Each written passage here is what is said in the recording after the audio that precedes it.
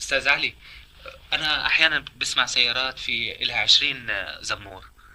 هل تسمحون في هذه آلات التنبيه المزعجية؟ لا، احنا ما نسمح.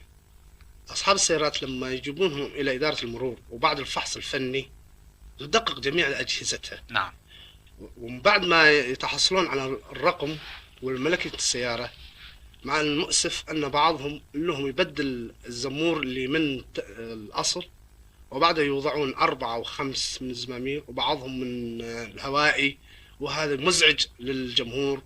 وهذا كثير ما يحدث أسباب الحوادث والداس، لأن مثلا شخص عابر الطريق وسيارة جاية زمر له والزمور قوي يرتبك، ما في شك. وبعدين صاحب السيارة يرتبك ما يدري أنه يروح يمين أو شمال، وهذه الأسباب اللي تكثر الحوادث الداس.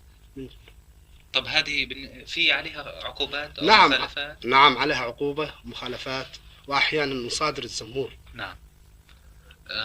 إذا في ناس عندهم هواية لإكثار عدد آلات التنبيه في السيارة، وهذا طبعا لا يجوز، لأنه قد يربك السائقين الخلفيين والأماميين، ويؤدي إلى زيادة الحوادث، وبالإضافة إلى العقوبات المنصوص عليها والغرامات.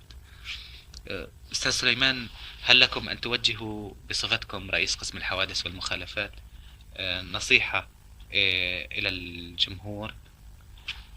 آه، تفضل. والله بالنسبة للسائقين، أنا أهم شيء عندي هو السرعة. نعم.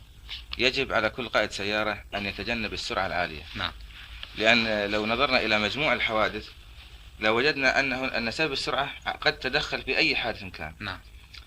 فقائد السيارة الذي يتقيد بالسرعة المحددة نعم.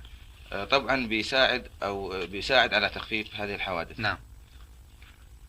فأي حادث يقع إذا كانت السرعة العادية، طبعا النتائج بتكون أقل مما لو كان يقود سيارته بسرعة عالية. نعم. وأن يتقيد بتعليمات المرور والعلامات والإشارات الضوئية الموجودة في الشوارع.